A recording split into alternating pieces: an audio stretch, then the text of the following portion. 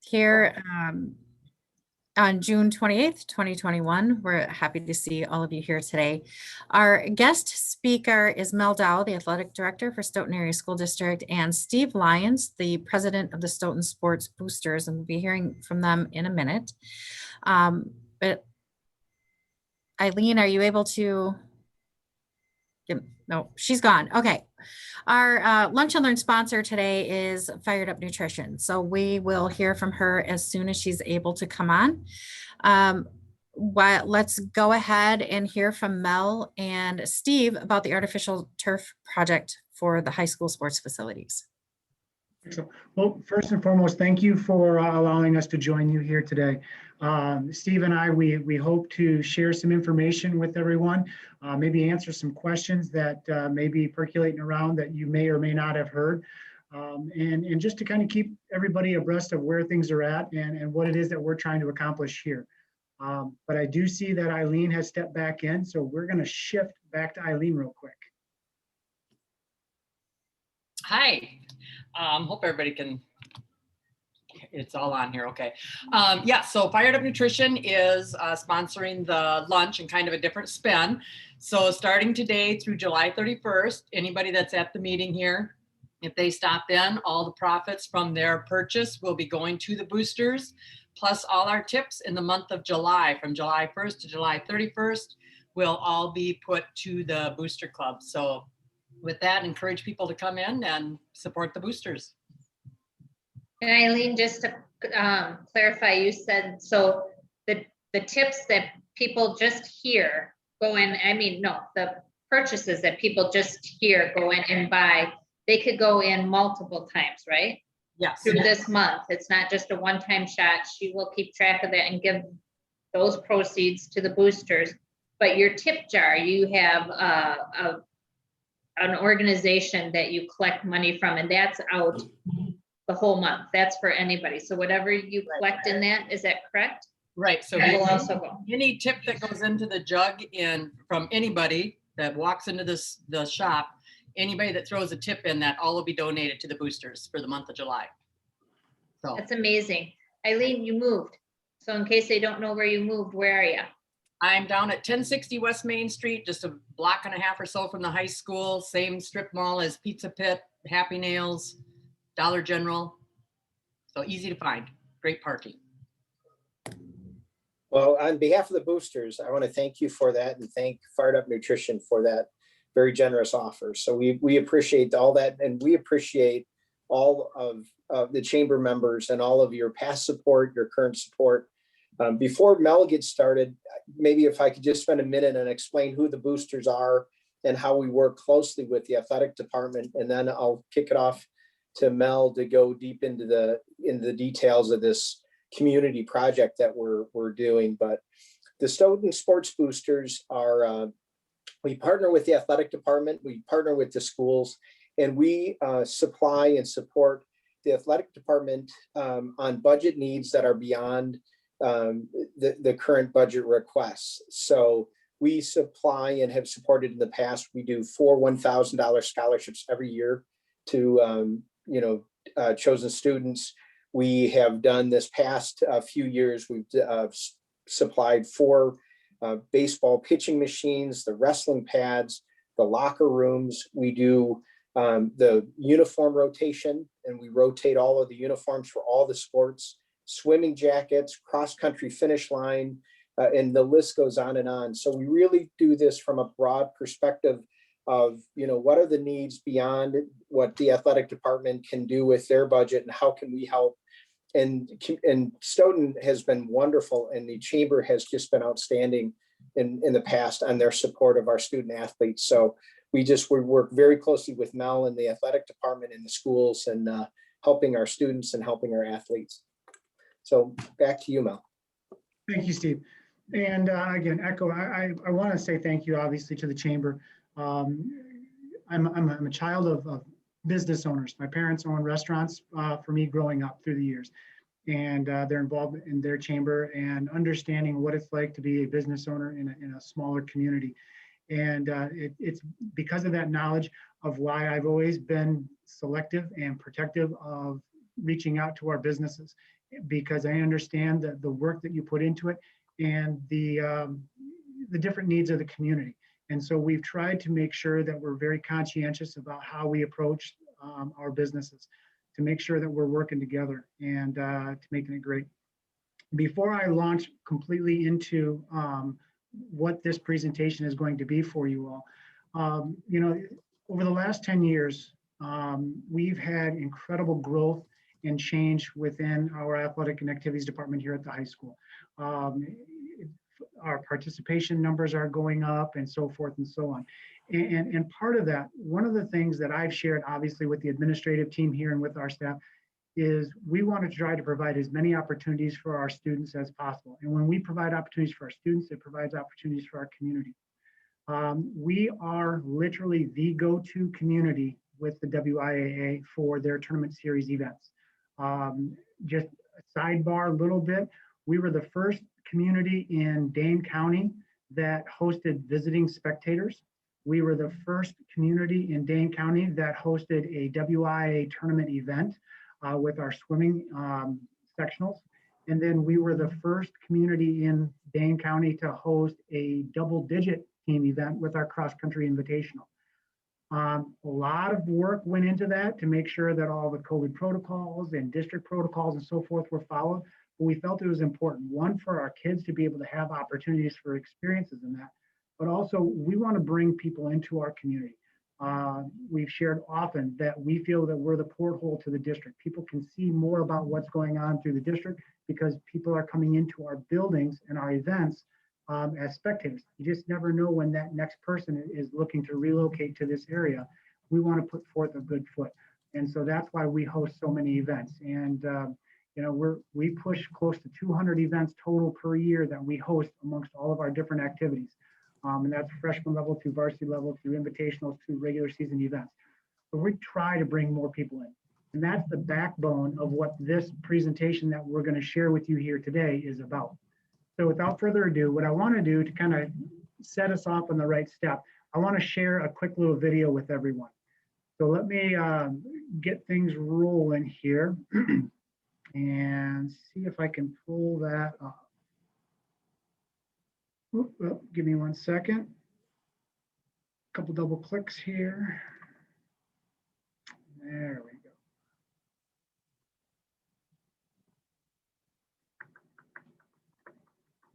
Share screen.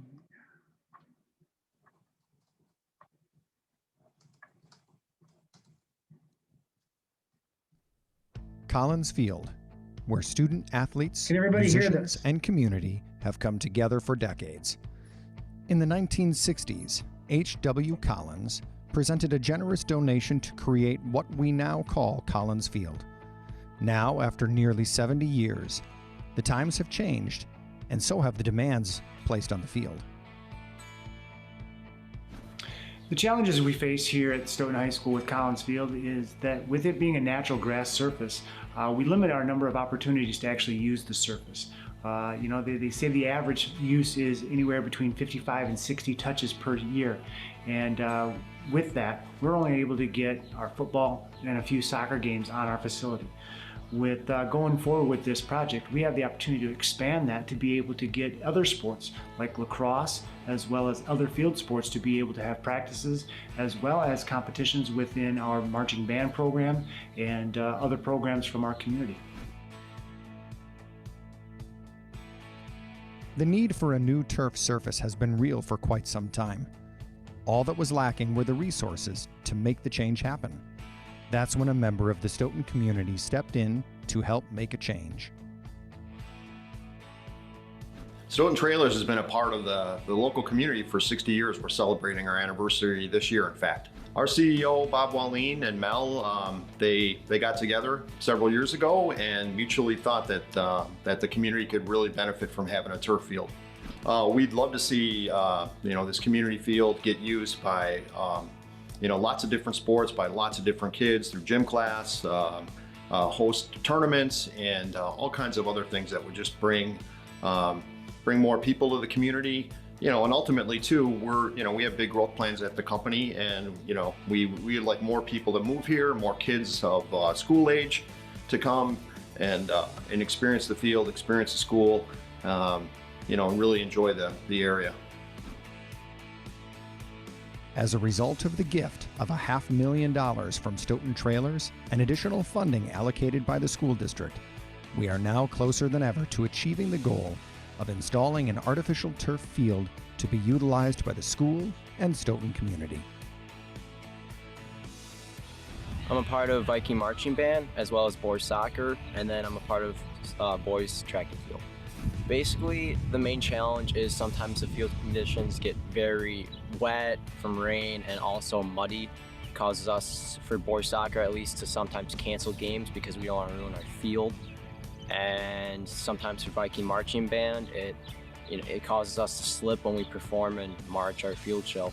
I think our athletic programs as a whole will all benefit from having the turf field. Just having the outdoor practice space for a lot of outdoor sports like lacrosse and soccer and softball in early spring when they can't get outside will just make them that more competitive. Some of the benefits of an artificial turf field is that the ground is really predictable and flat, so it minimizes the risk for injuries. I hope it just provides just better practice, better games for not only our program, but the programs that come and play here. Because, you know, it's not just always about us, it's about everybody. Because everybody's always going to remember the really cool stadium that everybody went to with the nice turf field and the good sidelines and everything like that. Everybody's always going to remember that. Everybody's going to remember, oh, Stoughton has the really nice field. And I just hope that overall it just impacts everything, you know. You know, one of the challenges that we've always had in playing and performing and practicing on a non-artificial turf, really quite honestly, is the safety matter. In my time as band director and over these last 15 years, I've seen countless students slip and fall, and thankfully we've always avoided serious injury, but I'm always concerned every time something like that happens. And so one of the things that excites me the most about a band director and about as an instructor is the increased level of safety that I think we're going to be able to offer our program participants. As a head football coach here at Stoughton, what really excites me about the potential of adding turf to Collins Field is that this is no longer labeled as a football field and a soccer field, but it's now labeled as a true community space.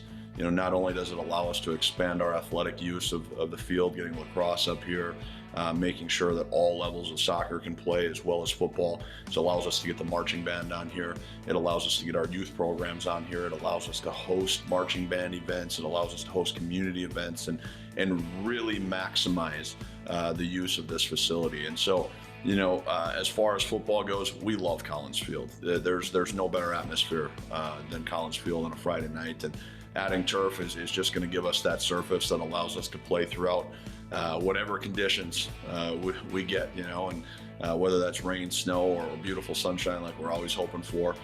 Turf really adds to that, and it makes it a facility that allows us, you know, to be able to practice here, to be able to play, and to do all the things that we need to do to be successful in our program. Stoughton is closer than ever before. A new turf field is almost within reach, but we haven't yet met our goal. In order to bring Stoughton a field which will enhance our entire community, we need your help. While over $750,000 has already been given, an additional $350,000 is still needed. Throughout the years, the Stoughton community has always worked to support each other. This is an opportunity to continue this noble tradition. A contribution of any size to the Collins Field Turf Upgrade Project is appreciated. If you have questions or wish to donate, please contact Athletic and Activities Director Mel Dow. The Collins Field Renovation Project, another example of Stoughton striving for a standard that sets us ahead.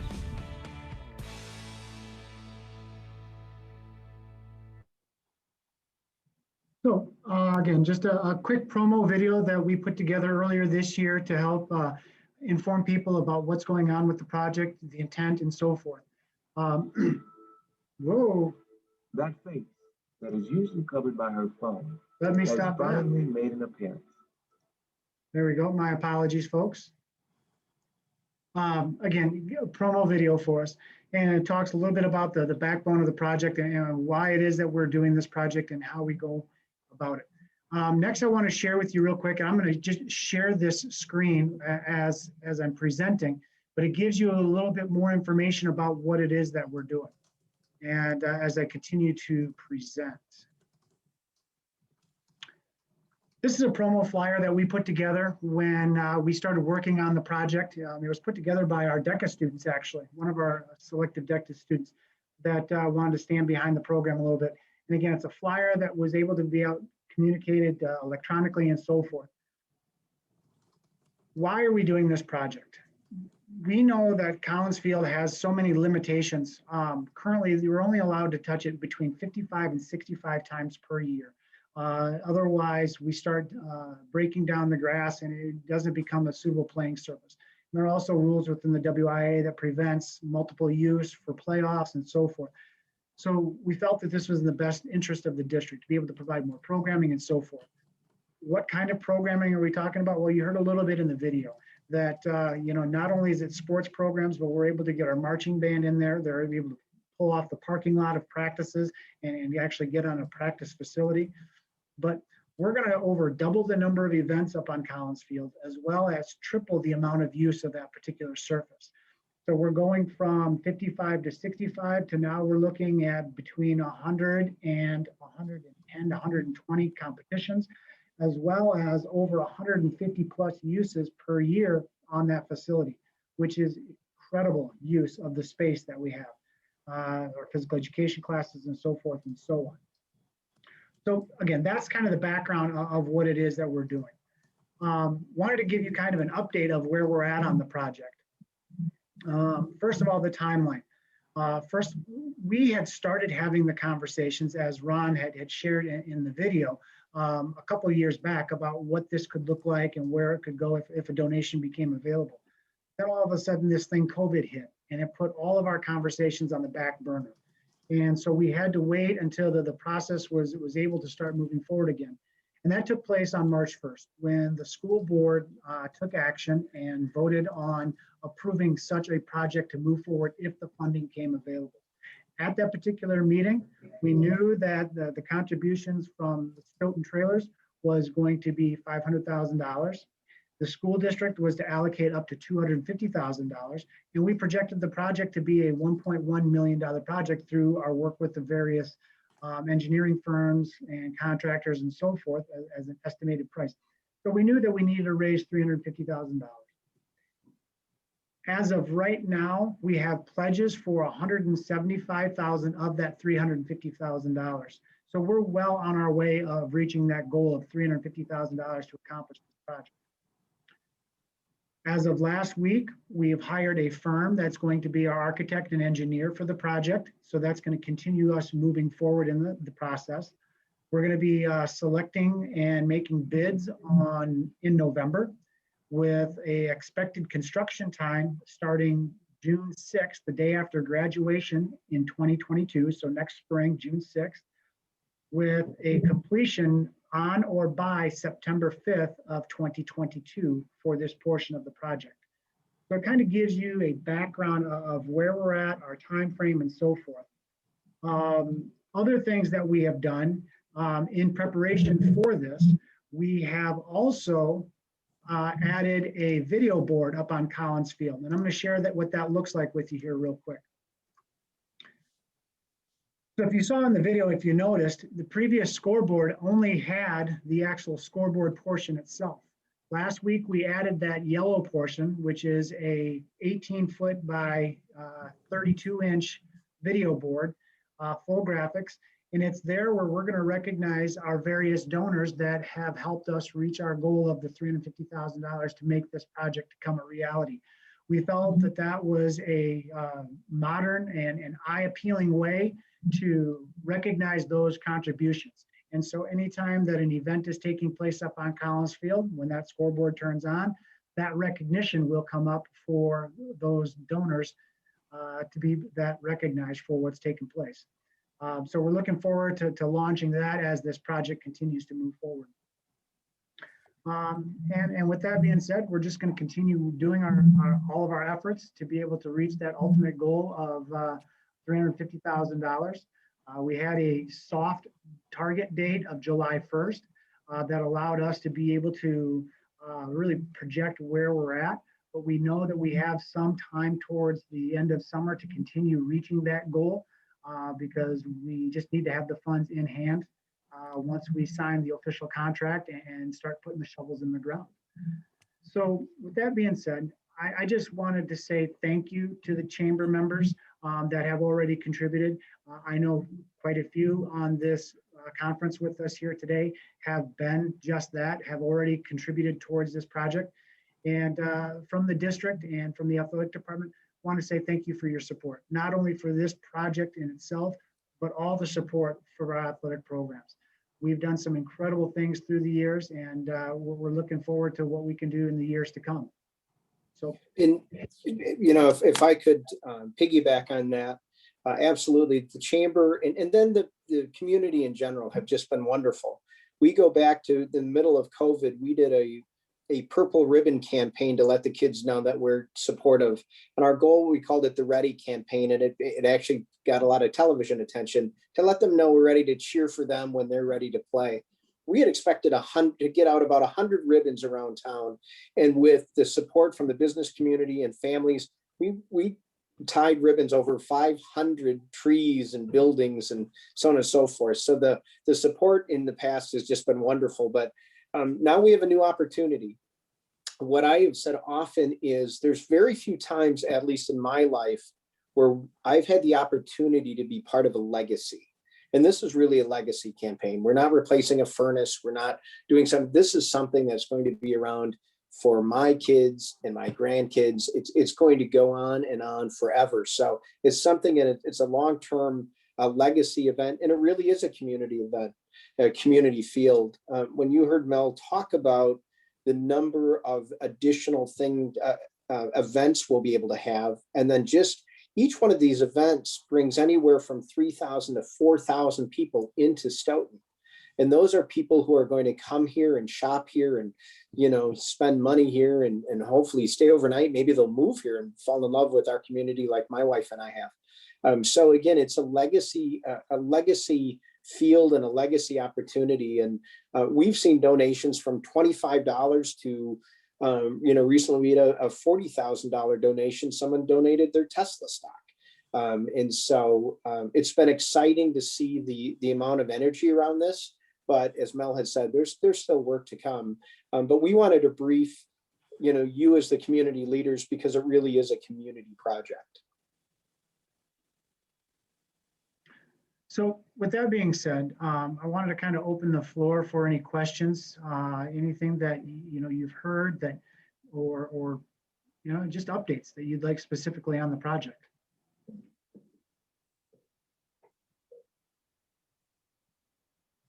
Mel, this is Dan DeGrood from Stoughton Health. Hey, Dan. Hey, I'm just wondering, in terms of it being a legacy project, I have no idea, what is the lifespan of a field like this? How long are they expected to last? Yeah, that's a great question. So initial cost we're projecting right now is 1.1. After we met with our engineers and so forth, they said we're spot on. Our projections were right on target.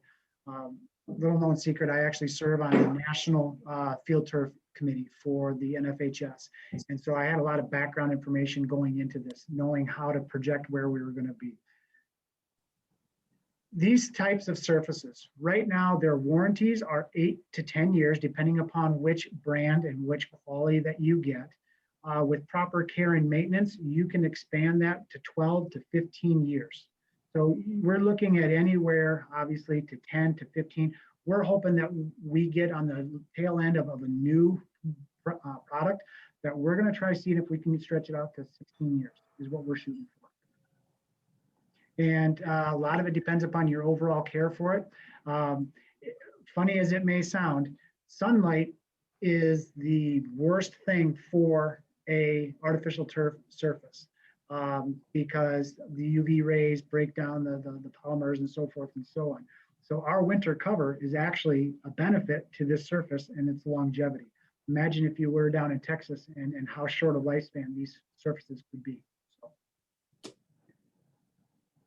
Of that initial cost of 1.1 million, once we go to replace it at the end of that life expectancy, the cost is 50%. 50% of an initial project is the subterranean. It's the excavation and building up the subsurface, and then the carpet itself is the secondary part. So in 15 plus years, we're looking at somewhere between the $500,000 to $600,000 cost to replace the surface. In the cost per year right now to operate Collins Field is roughly about $25,000 to take care of that field. And an artificial turf is right around $5,000. So even though that there's a kind of a one-time spend on this, the annual cost to maintain this are greatly reduced.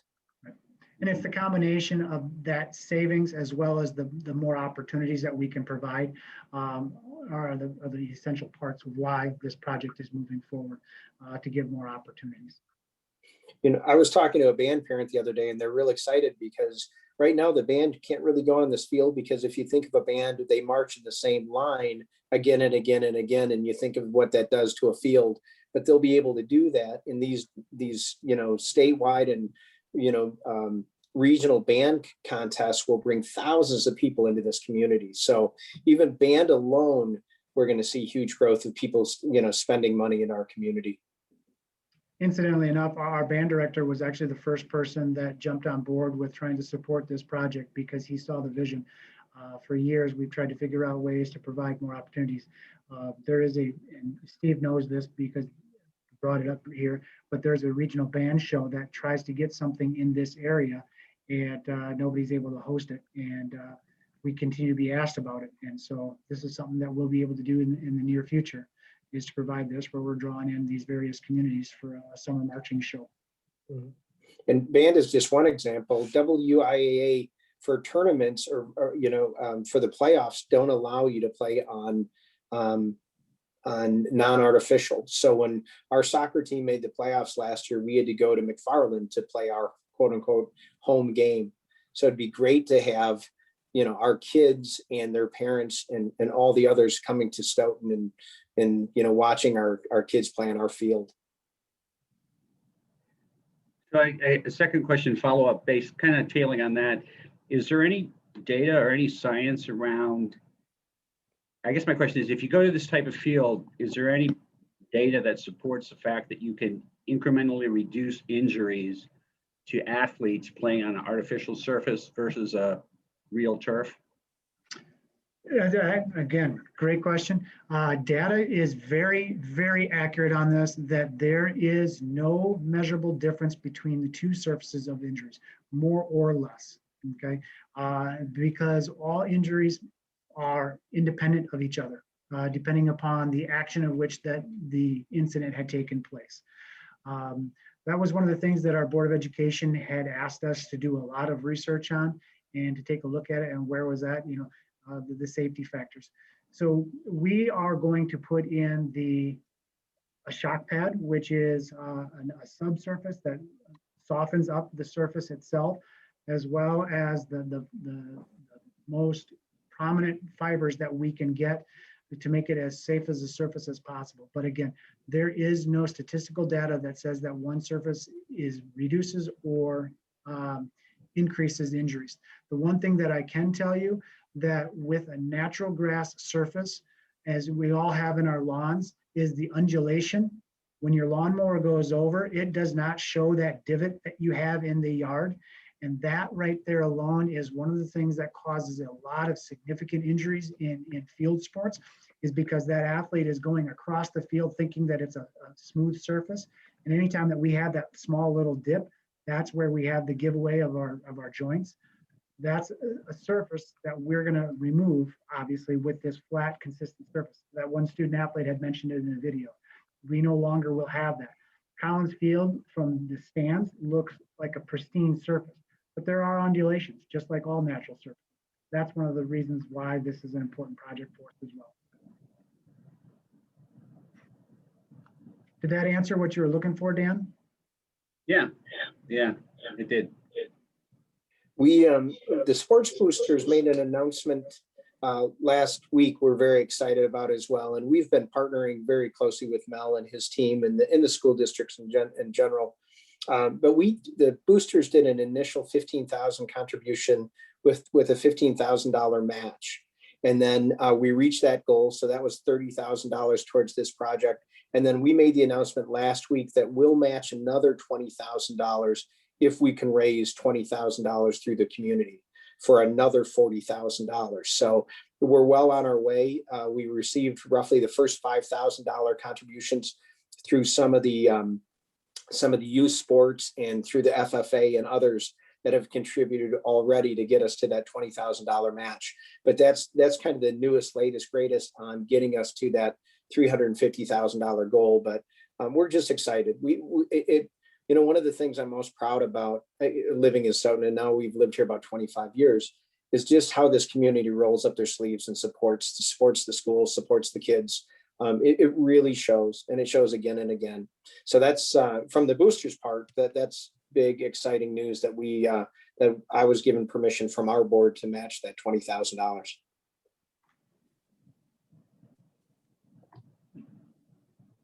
Any other questions for Mel and Steve? Yeah, I have a quick question, whether it be for Mel or Steve or Mayor. So just thinking about in the future with the increased use of the field, and it sounds like there'll be quite a lot, which I think is awesome. Is there any other things being put in place for noise for like the neighbors that live right around the track or, the field, or close proximity? Because it sounds like there'll be a lot more use or a lot more potential use with tournaments and things like that. We do not have anything in plan for that. We know that the neighborhood that are around us, they're understanding that they're next to a school. We've worked with the police department in several different situations where addressing where we're at with it.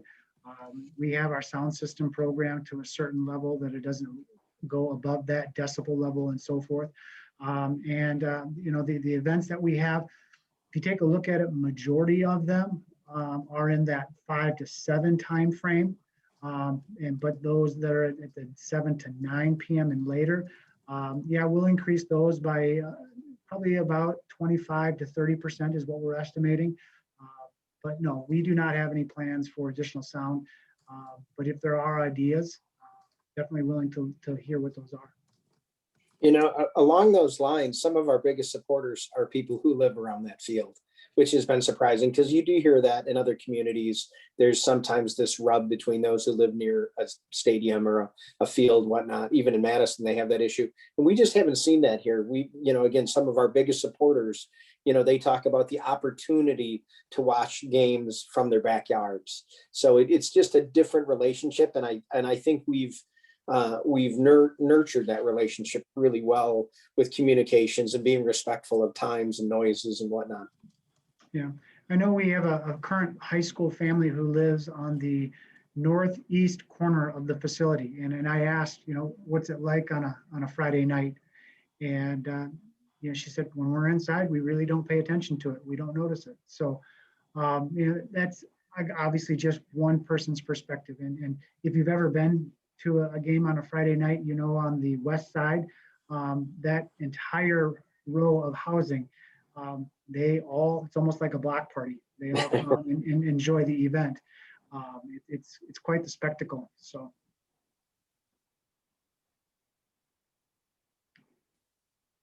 Thanks, Joanne. Any other questions or comments? I see that Ron has joined us, and I just want to do another shout out to Stoughton Trailers. Stoughton Trailers and the Wallin family, this could not have started without the support of Stoughton Trailers and their generosity. And, there's always the launch of something major like this. So again, I always want to thank Stoughton Trailers and again, there's just been there's so many businesses and individuals that have been so supportive of this. I'm excited to get across the finish line. Mel and I talk daily, sometimes several times a day, and we're getting close. Yeah. I know that, in some of the conversations that Ron and Bob and I have had, in talking about young professional families and that in the community and so forth. And there is something about curb appeal and, making something marketable for families to take a look at where we're at as a school and as a community and so forth. Those are all parts of the conversation to help us move this forward. And that would not have happened if it was not for Bob and Ron's help to get us where we're at today. So absolutely. And aside from the benefits to the community, the business community, the school community, as a sports parent who has been to the facilities of schools around us, it is great to see us getting in some improvement in our own sports facilities and getting to be more in line with some of the other things that we're seeing out there. So a really great project that benefits the community as a whole. Thank you all to those of you who are pushing this forward and driving the project. Absolutely. If there are any questions that creep up after this, and by all means, don't hesitate to reach out. I'm here to help serve and help us continue to grow and meet our needs. I should just mention, there's been one question in the past, so I thought I'd just throw it out there. If people do donate it, should they donate to the school? Should they donate to the boosters? They're both tax deductible. Our money are going through and then we give that to the school district and the athletic department. What we have just found are creatures of habit. Some people have just always given to the boosters, and that's just what they do. Some people give to the school district. So both of those reach the same destination, but just it's right now we have the opportunity to match those dollars, but all of those monies go back towards this project. All right, thank you both, Steve and Mel, for coming on today and telling us about the project. We'll move on in the agenda and to the chamber update. Sarah, what's been happening at the chamber?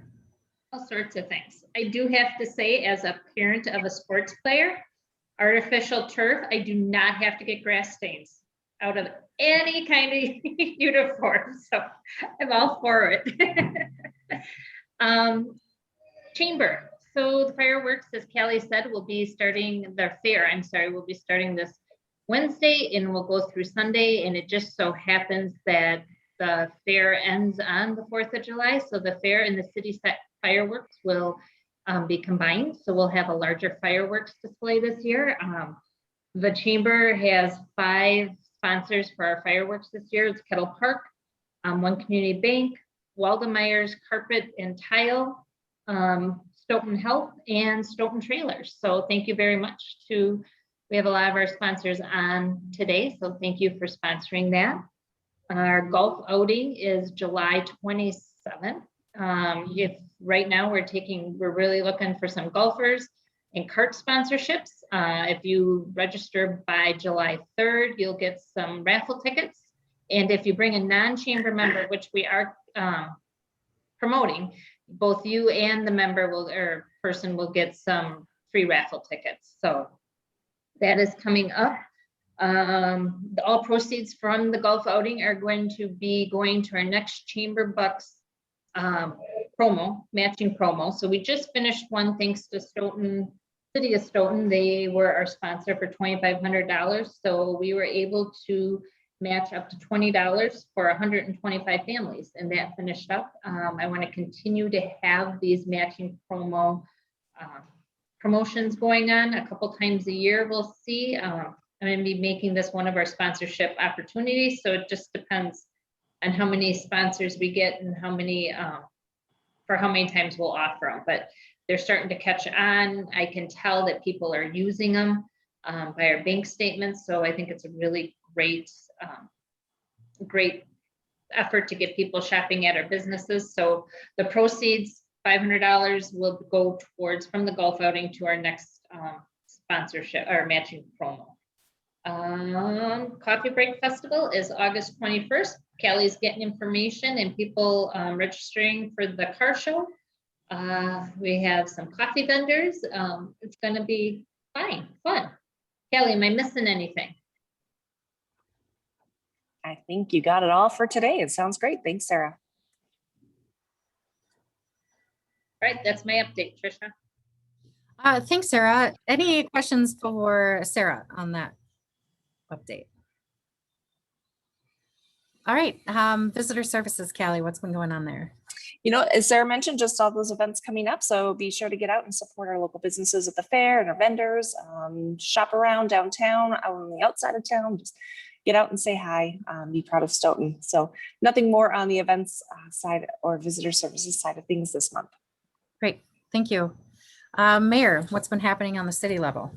Well, all of our projects continue to move forward on construction. Kettle Park West, they're about a month ahead of schedule on the infrastructure to serve the 200 plus single family homes that will be built out there. They are talking to a nationwide builder, and we're hoping that they can come to an agreement. And if they do, that will accelerate when the homes will get built. So we're hoping to get some cement in by the fall here for foundations. We're also working on 51 West, which is out by Stoughton Lumber and Eggleston's Woods. Things are still moving forward on that. We have a meeting with Capital Area Regional Planning Commission next week on the stormwater plan. There's a public hearing, so we're hoping that'll go well. And then we're still working on some of the other issues with that project as far as rezoning and TIF requests and those types of things. They're kind of going down same tracks or several tracks at the same time here. So there's a lot of moving parts there, but so far things are coming together well. Marathon site, you might have saw that after 11 years, we finally closed on the offer to purchase on that property. They're starting to put some materials on site now. They were expected to come in for a building permit this week for a plan that's already been approved. So we're excited to see that one moving forward, as well as discussions and negotiation with Kurt Brink on the Riverfront project is still moving ahead. We're getting close to filling in the rest of the blanks on the developer's agreement and on the offer to purchase. Most of the work has been done. We're kind of waiting for the final report on the material maintenance plan, which deals with the contamination and remediation issues. We do have a report and it was updated and the costs seem like they're going to be palatable, but we just need to have the final report so we can submit a grant. The developer will for his portion of the cleanup, and then we can hopefully close on that property, by the fall here and get some work going down on the riverfront. Rotary Park bathrooms were installed, so that's a nice upgrade for the gazebo music. There will be music for the fireworks at gazebo starting at 7 o'clock from 7 to 9. So that's a great place to view the fireworks as well as the fairgrounds, because the fireworks are going to be lit on the RDA site. This hopefully will be the last year that we'll be lighting them down there, as we expect the construction to be moving forward. Food cart ordinance was passed. We have a DOT meeting tonight to talk about the 3 roundabouts that are going to be installed next year in 2022, as well as the 51 corridor project, which goes basically from the interstate from Coachman's all the way to McFarland. This meeting is designed mostly for business owners so they can understand kind of the timing, the sequencing of these events. So if anybody needs a link, you can reach out to Sarah or myself after the meeting and we can forward that link to you. We expect that, there'll be obviously some disruption for the roundabouts next year. And then they'll talk about the timeline for the rest of the project, which will be done in phases. That's mostly what we have going on right now. Are there any questions for me? I have one question for you. We were talking about this earlier, maybe before you came on. Just in general, we were talking about real estate and the affordability or the lack of affordable homes in Stoughton, all of Dane County, but I'm specifically, talking about Stoughton. And with a lot of construction being talked about with these new projects, is there, do you have any idea if there's a price point of, 200, 250, under 300 for homes going in, or, town home or something? Because I think there's that's a price range that's in need everywhere, but definitely in Stoughton as well. Certainly the starting price of homes have increased, especially with the value of the materials going up. We're hoping that will level off. I think that, a starter home in Dane County right now, you're looking at 300 range, which is pretty high. Fortunately, the interest rates, as you know, are still low, so that helps. We do have a first-time home buyer incentive that the city's putting together with some excess TIF funds that'll be eligible hopefully by the end of the year. And what we'll do is we'll contribute $5,000 toward a down payment. It'll be a revolving loan fund. So at some point when the house is sold, that money will go back and help future generations of homeowners. And we're hoping as we close or extend these TIFs for that additional year, there's a state provision that allows us to take that extra revenue that's created and put it into these types of funds. This will be the first time we've done that. And we're hoping that that's something we can build upon moving forward. So certainly affordability is an issue. One of the things that we've really strived for with all the developments that we're working out on the west is to have different price points and different types of, whether it's multi-unit or single family homes, 2-bedroom, 3-bedroom is in size of lots, is to have multiple price points. But unfortunate reality of it is that beginning price point is still out of reach for many first-time home buyers. So we would certainly, be willing to partner with any of the businesses that want to contribute to the first-time home buyers incentive to maybe help people either with, lessen their down payment, which ultimately will reduce the amount of money they have to borrow. So certainly if anybody's in a position to do that, we think that will help recruit and retain employees, not only for the city, but for our businesses. And when there's a labor shortage, the way there is, there's just another angle that maybe we can look at.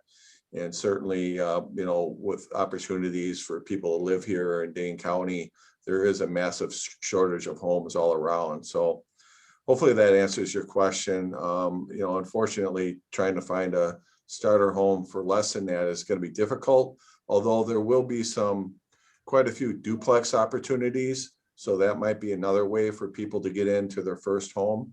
We're looking at some at Kettle Park West and at 51 West, as well as Habitat for Humanity is going to do 4 units out on Lincoln Avenue, not too far from the school district, as well as there's a proposal to do 6 duplexes on Isham Street, which is just off of 4th Street. So that might be another opportunity for your buyers to maybe at least get their first investment and build some equity, which is really a big issue when you're talking about racial disparity. Financial equity is a big piece of that puzzle as well. So we certainly want to be able to promote that. And just a few comments on the turf at the high school. Certainly from an economic development point of view, bringing people into Stoughton for tournaments and events is great. We've seen that with the pool at the high school has been a wonderful asset to our community. It brings people in here, and oftentimes when people come to, whether it's a school or a park, that's their first impression. And I know we've been investing a lot of money into our parks, and hopefully that will be something that will help attract people to our community, especially young families. As we all know, declining enrollment has been a big issue, and anything that we can do, to attract families to Stoughton, I believe is a good thing. So I wholeheartedly support the Collins Field project. And for those that I've come across that really don't think that athletics or events should be a priority, I think, my conversation is we have to look at the entire picture of our school district. People don't come to our community and head to a classroom first thing. Ultimately, they'll find their way into our classroom, but they're looking at, our parks, our fields, our gyms, other amenities that we can offer for them and their families, things for them to do. So I think that's all part of all pieces to the puzzle here as we try to move our community forward.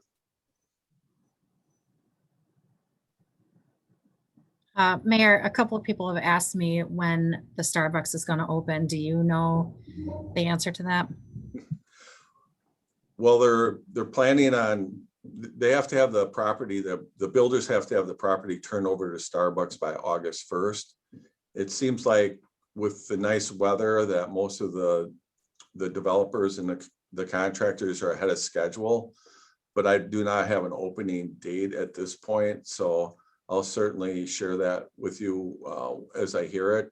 I know Kettle Park West is looking at putting up a commercial building as well, which would have a paint store and a sub shop in it. And I think I've mentioned in the past that Shopco Optical is supposed to be going in next to Dunkin' Donut.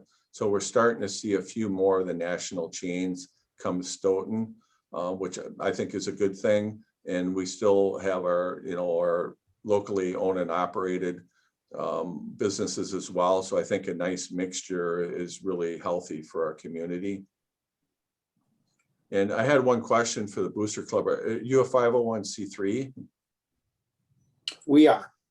Yeah, so I don't know if you're aware of it, but there's been, Dane County has some grants available right now that just came out last week.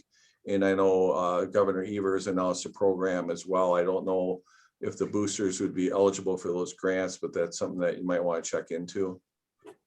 Those the We're All In grants? Yes. Yeah, we are looking into those as well. Yeah, so thank you for that. Thank you, Mayor, Mel and Steve, Sarah, Callie, Eileen, Fired Up Nutrition. Don't forget about her promotion to support the field running through the end of this month. I'm sorry, running through the end of July 31st. I'm getting a little ahead of myself. Our next Lunch and Learn, it will be on Monday, July 26th, and I believe that is in person. Sarah, can you help me with that? It is. The VFW is going to sponsor it, so they will also sponsor lunch. So this will be our first in-person Lunch and Learn. So I'm excited. It's my first one in-person Lunch and Learn since I've worked here. And they're excited to host it. So they've redone a lot of stuff in there. I know that they have different cooks, and so yeah. So look forward to that coming up, and then going forward, our Lunch and Learns will be in person. Any other business announcements from the group in the last few minutes here? This is Teresa from Stoughton Health. I'd just like to update the group that starting Tuesday, July 13th, we will have a cardiologist coming to Stoughton Health here. So a new specialty coming to our campus. So just excited to share that. His name is Dr. Eugene Kaji. Super, thank you, Teresa. Jim. Hi. So some of you might have read about the sale of the Hub and other Unified Newspaper Group publications. I just wanted to reassure everybody that the news team is returning intact and is going to continue to cover Stoughton the way it has been. And Catherine will continue to be the ad rep for Stoughton and Oregon. We've got some initiatives we're working on and some other changes we'll have to work through. But as a reader, I don't think you'll be seeing any changes in the near future. Great, thank you. And also condolences on the loss of Bill Leibeck. He was a great asset to the paper and the community when he was working with us. And he was going to continue writing, so we're going to have to. He was a whiz with all the Stoughton Opera House and gazebo music and all that. So, yeah. Okay. Any other announcements from the group?